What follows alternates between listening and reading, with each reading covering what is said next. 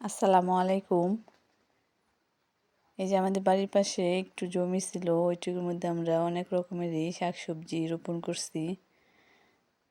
তো আমার চ্যানেলটি যদি আপনাদের ভালো লাগে তাহলে সাবস্ক্রাইব করে রাখুন।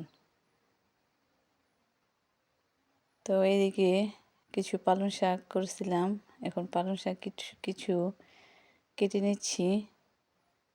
এভাবে কেটে নেওয়ার কারণ হচ্ছে নিচ থেকে আবার পালং শাক গজাবে, তাই শিকড়টা উঠাই নাই, শিকড়টা নিচে রেখে দিয়েছি।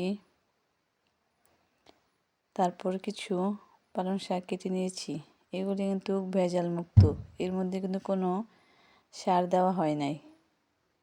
দেখেন কত টাটকা, কি সুন্দর। তো শাকগুলি আমি ধুয়ে তারপর এই যে এরকম করে কেটে নিচ্ছি।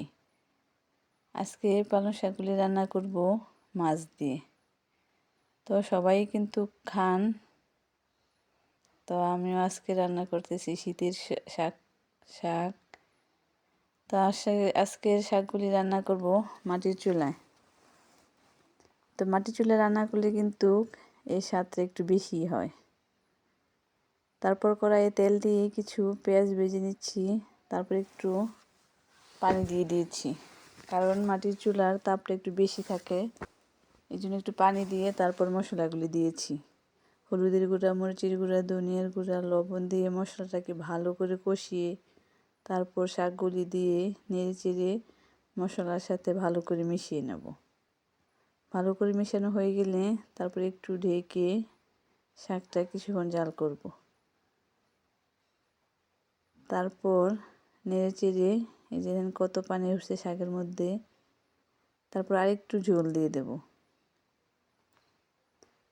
আরেকটু পানি দিয়ে আর ঢাকবো না, তারপর জাল করব। এরকম বলক আসলে মাছগুলি দিয়ে দেব।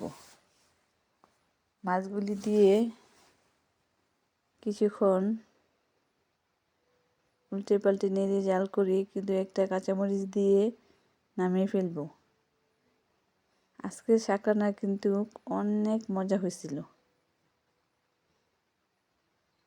তো ভালো লাগলে লাইক কমেন্ট করতে পারেন। দেখেন কত সবুজ রয়েছে,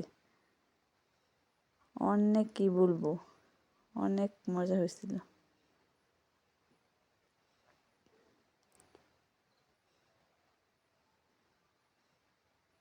আল্লাহ হাফেজ।